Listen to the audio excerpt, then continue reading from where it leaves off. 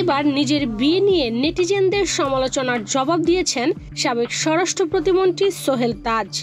সোহেল তাজ ও iron girl শিমুর বাগদানের একটি video সম্প্রতি সামাজিক যোগাযোগ মাধ্যমে ভাইরাল হয়েছে। ভিডিওতে দেখা যায় সোহেল তাজ হাঁটু গেড়ে কনের হাতে আংটি পরিয়ে দিচ্ছেন। এ সময় পেছনে বাগদানের একটি পোস্টারও দেখা যায়। কনে সোহেল তাজের ইন্সপায়ার ফিটনেস সেন্টারের ট্রেনার। এরপর থেকেই নেটিজনদের মধ্যে সোহেল তাজের বিয়ে নিয়ে ব্যাপক আলোচনা সমালোচনা শুরু হয়েছে।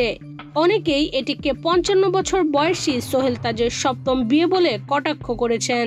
তারই ধারাবাহিকতায় বিয়ের তালিকাও ভাইরাল হয়েছে সামাজিক যোগাযোগ মাধ্যমে। সেই সঙ্গে সাবেক দেশি বিদেশি স্ত্রীদের নামও ঘুরপাক খাচ্ছে ফেসবুক জুড়ে।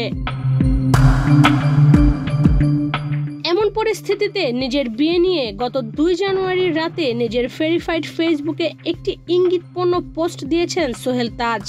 এই পোস্টে দুটি আইডির পোস্ট ও কমেন্টের স্ক্রিনশট জুড়ে দিয়ে তিনি লিখেছেন, আপনারা অনেকেই প্রশ্ন করেছেন আমার ব্যক্তিগত জীবন সম্পর্কে। আমি কিছুই বলবো না, কারণ এটা আমার একান্ত ব্যক্তিগত বিষয়। দুটি কমেন্ট শেয়ার করলাম, তা থেকে আপনারাই বুঝে নিন কোনটা সঠিক আর কোনটা মিথ্যা। শহীদ তাজউদ্দিন আহমেদের ছেলে সোহেল তাজ 2001 সালের নির্বাচনে গাজীপুর 4 আসন থেকে জাতীয় সংসদ সদস্য নির্বাচিত হন। এরপর যুব ও ক্রীড়া মন্ত্রণালয়ের দায়িত্ব পান। 2008 সালে একই আসন থেকে আবারও সংসদ সদস্য নির্বাচিত হন। 2009 সালের 6 জানুয়ারি আওয়ামী লীগ নেতৃত্বাধীন মন্ত্রিসভায় স্বরাষ্ট্র প্রতিমন্ত্রীর দায়িত্ব পান সোহেল তাজ।